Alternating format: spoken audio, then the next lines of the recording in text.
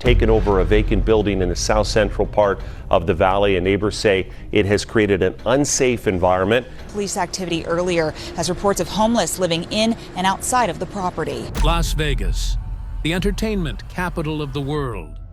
A city built on a single, unwavering promise. Here, you can have anything you want. If you had been one of the 40 million tourists who visited Las Vegas in 2024, you would have seen the city at its finest, the Bellagio fountains shooting water 460 feet into the air.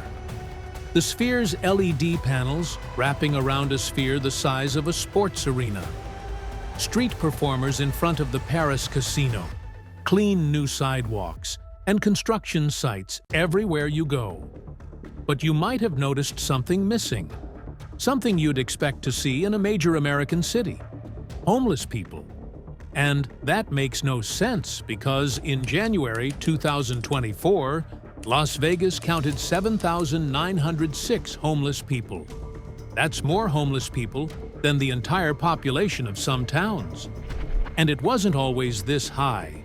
In 2019, Las Vegas counted 5,530 homeless people, which means in just 5 years, the homeless population increased by 2,376 people. That's a 43% increase. So if Las Vegas had 43% more homeless people in 2024 than it did in 2019, and you walked the Strip and saw almost none of them, where were they? In this episode of Silent Empire, we uncover the truth behind the neon desert. A city shaped more by illusion than substance. To understand where the homeless went, you have to understand what the city was doing behind the scenes. Because Las Vegas didn't just get lucky. It didn't solve homelessness. It merely hid it. It all started way back in 2020. When COVID shut down Las Vegas for 78 days, casinos went dark. Hotels emptied overnight. And when the city reopened, 6 casinos never came back. Eastside Cannery, Fiesta Henderson, Fiesta Rancho, Texas Station, the Colorado Bell in Laughlin, and finally, Poker Palace in North Las Vegas in 2025. These weren't tourist casinos. They were locals casinos. Places where workers lived, ate, socialized, and spent money. Together, they represented thousands of rooms, hundreds of thousands of square feet, and decades of local history. And when those casinos died, the neighborhoods that surrounded these casinos began to decline too. Jobs disappeared. Small businesses collapsed. Housing became unstable. And many of the people who relied on these places for survival fell through the cracks.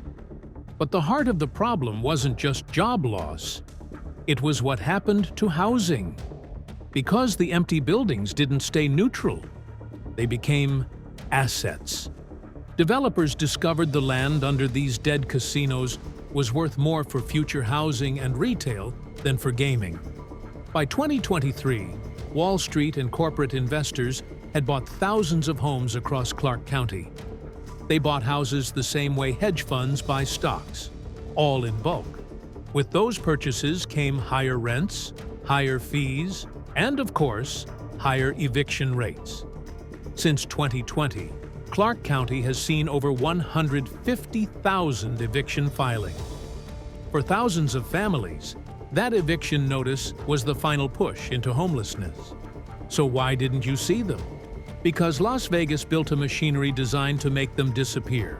And it starts with a court most people outside Nevada have never heard of, the Resort Corridor Court. Created in 2023, this special court handles cases that occurs in the tourist district. And in just over 2 years, it has issued more than 4,100 order-out orders, essentially banishment orders that make it illegal for certain people to enter large parts of the Strip. And 93% of these cases weren't violent crimes. Many were simple trespassing or obstruction of a sidewalk. But the punishment was the same: stay away from the resorts, or go to jail. For homeless people, this meant one thing: you cannot be seen here. You cannot sleep here. You cannot even walk here. If you did, you would be arrested. But the court was only one part of the system. The next part was the sweeps. The city's police officers conduct at least 2 encampment clearances every week, mostly around a cluster of shelters and services north of downtown called the Corridor of Hope. Officials claim these sidewalk cleanings are regular and necessary. But their timing tells another story. The sweeps happened just before the Super Bowl, before Formula One, before major conventions, before any high tourism weekends, and they always target homeless people. The final piece of the system was the city's response program called the Courtyard Homeless Resource Center. On paper, it offered services. In reality, its most used service was one thing: a bus ticket out of town. The city's Ticket to Home program has sent over 1,000 people out of Nevada in recent years, and during that same period, only a small fraction were placed into actual housing. Officials call it reunification. Critics call it export. But either way, the numbers speak for themselves. The easiest exit from homelessness in Las Vegas is leaving Las Vegas. And where do people go? To older neighborhoods east of the boulevard places, without cameras, without tourists, and the pressure to appear clean. The deeper you look, the clearer the logic becomes. Homelessness didn't shrink in Vegas, it just became someone else's problem. And the geography of the city made this even easier. Most tourists don't know this, but the Las Vegas Strip is not in the city of Las Vegas. It sits inside unincorporated Paradise, a township created in 1951 so resort owners could avoid city taxes and city control. This means the Las Vegas that tourists see, the Las Vegas in photos and movies, the Vegas you visited, is almost entirely outside the city's jurisdiction. It is a protected corridor, shielded by county control, private security, and powerful corporate interests. A 4-mile bubble where problems can be pushed away and kept out of sight. Cross one intersection, and you're in a different world entirely. At the Stratosphere's north entrance, you can walk a few steps into Naked City, one of the most neglected neighborhoods in the valley. A few miles east of Caesar's Palace, Flamingo Road and Maryland Parkway now mark the center of the homelessness crisis. 2 miles from Fremont Street's LED canopy, the historic West Side struggles with boarded homes, low incomes, and decades of disinvestment. Las Vegas is a city where growth and decline happen side by side. Billion-dollar casinos rise while hundreds of people sleep in flood channels below them. In 2024, the Strip generated nearly $9 billion in gaming revenue, the highest in its history.